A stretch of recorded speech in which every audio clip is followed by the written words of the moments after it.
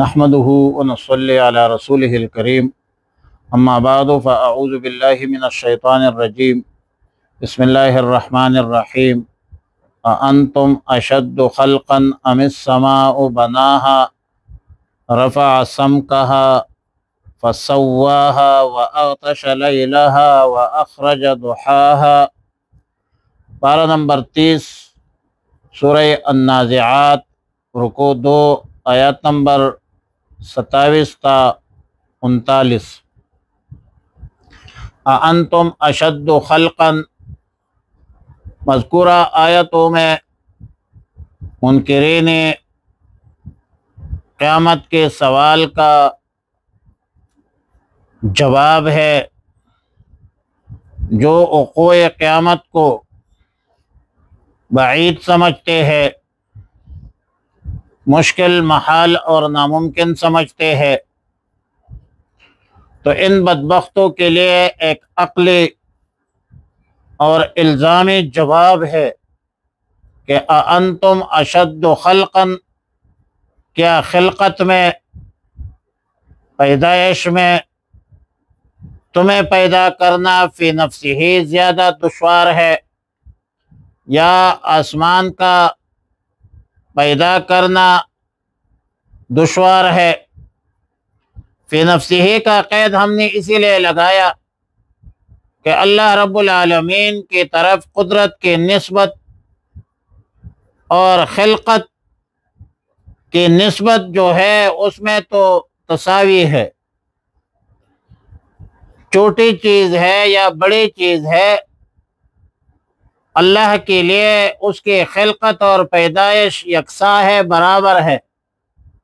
اللہ کے لیے چیونٹی پیدا کرنا یا بیل پیدا کرنا یا بڑی سے بڑی چیز پیدا کرنا، چھوٹی سے چھوٹی چیز پیدا کرنا، وہ تو برابر ہے، کیونکہ اللہ کی ذات تو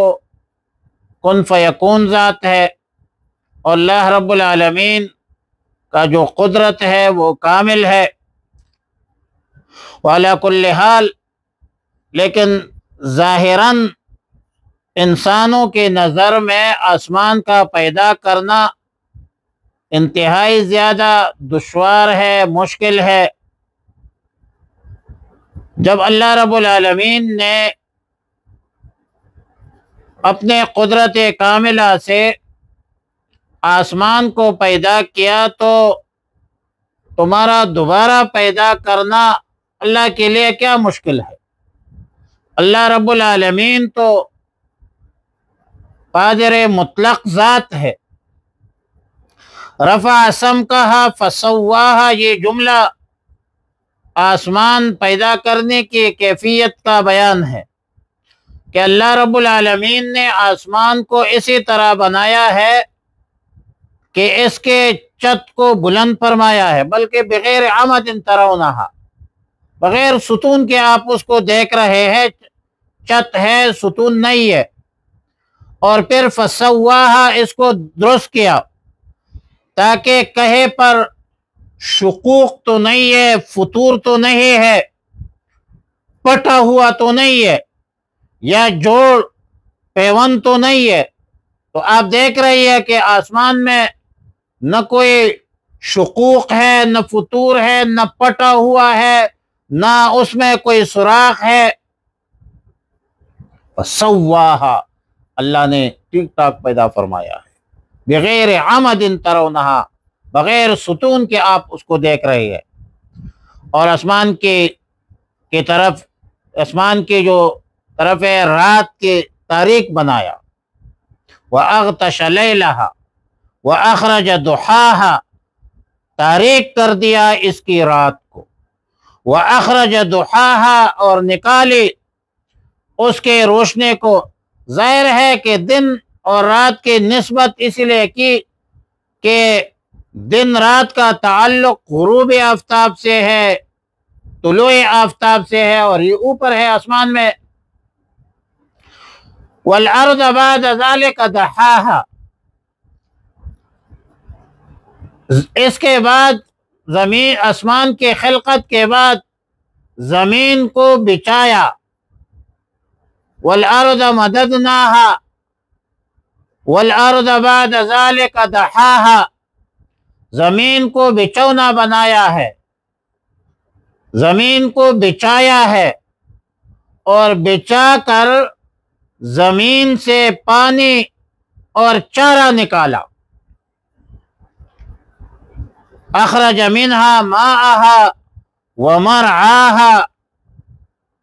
اور پھر پہاڑوں کو اس زمین پر قائم کیا، والجبال اوتادا، پہاڑوں کو میخ بنایا ہے، میخیں بنائی ہے، کیل جس کو کہتے ہیں، جو تمہارے اور تمہارے مال مویشی کو فائدہ بھی پہنچاتی ہے۔ پہاڑوں کے کتنے فوائد ہیں، سارا جھگڑا تو پہاڑوں کی معدنیات پر ہے۔ وعلی کل حال اصل استدلال تو خلق سما سے تھا، مگر زمین کا ذکر شاید اسی لیے کر دیا کہ اس سے انسان کا ہر وقت واسطہ رہتا ہے، ہر وقت ایک انسان، اس کے احوال، زمین کے احوال ایک انسان کے پیش نظر ہوتی ہے، مد نظر ہوتی ہے، اگرچہ آسمان کے برابر نہ صحیح، لیکن فی نفسہ انسان کے جو تخلیق ہے اس سے بھی ظاہر ہے کہ سخت تو ہے۔ تو حاصل استدلال یہ ہے کہ جب اللہ تعالی ایسے چیزوں کی تخلیق پر قادر ہے اور ایسی عظیم الشان چیزوں کو بنا دیا ہے، بدبخت تو تمہارا پیدا کرنا اللہ کے لیے کیا مشکل ہے؟ 6 فٹ کا انسان ہو، اتنا بڑا آسمان بنایا ہے، تم تو درخت کے برابر بھی نہیں ہو،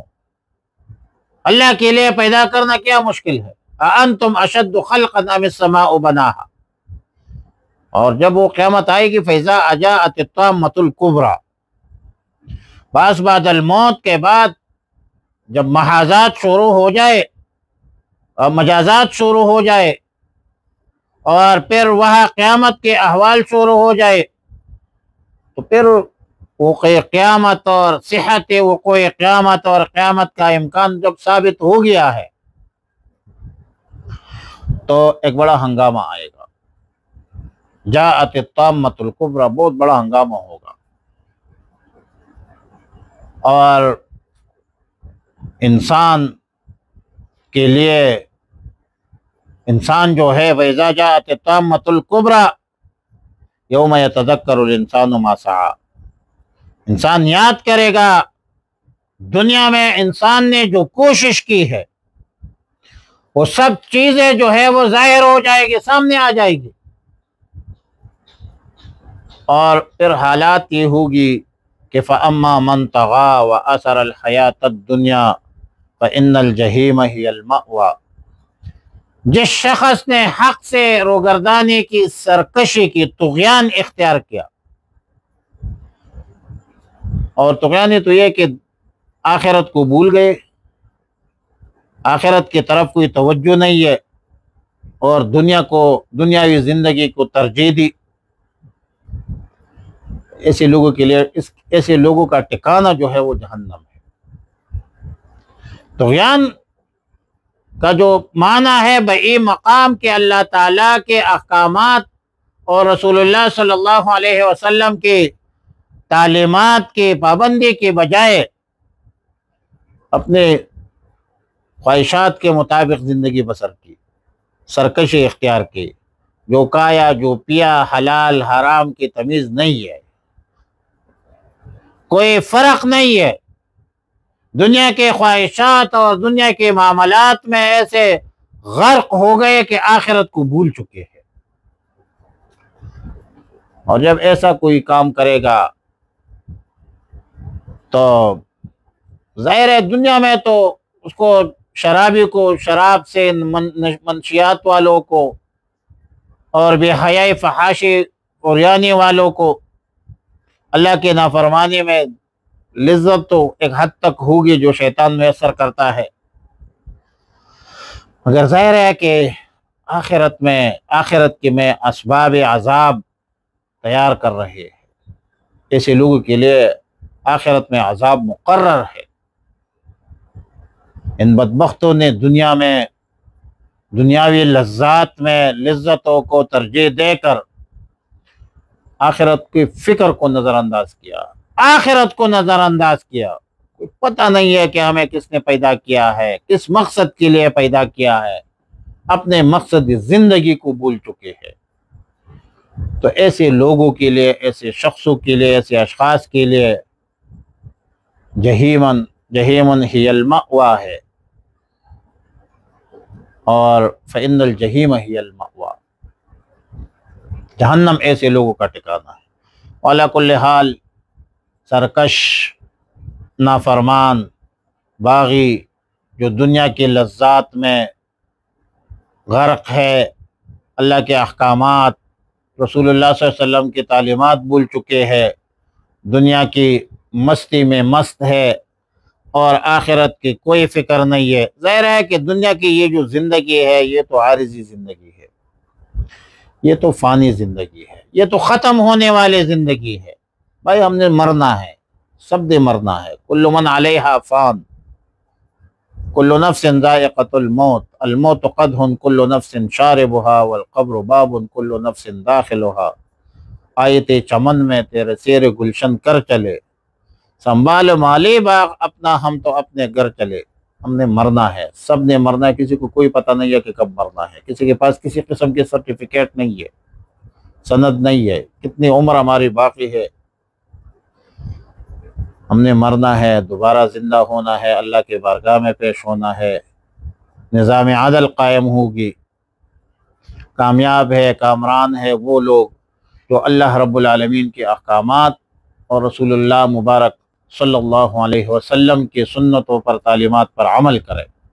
تو فرمایا اَأَنْتُمْ أَشَدُّ خَلْقًا، کیا تم مشکل ہو خلقاً تخلیق میں، ام السماء، یا آسمان بناہا، جس کو ہم نے بنا، جس کو بنایا ہے اللہ نے، ہم نے بنایا، اللہ نے بنایا ہے۔ رفع سمکہا، بلند کیا اس کی چھت، فسواہا، پھر برابر کیا اس کو، وَأَغْطَشَ لَيْلَهَا، تاریک کر دیا اس کی رات کو، وَأَخْرَجَ ضُحَاهَا، نکالی اس کی روشنی، والارض، اور زمین کو بھی، بعد ذالک، اس کے بعد، دحاہا، بچایا، فراشا، اخرج منہا،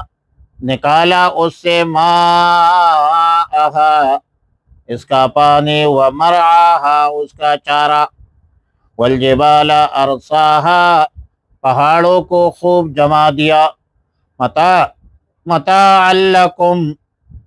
یہ فائدہ ہے، لکم تمہارے لیے، ولانعامکم، تمہارے چوپایا کے لیے۔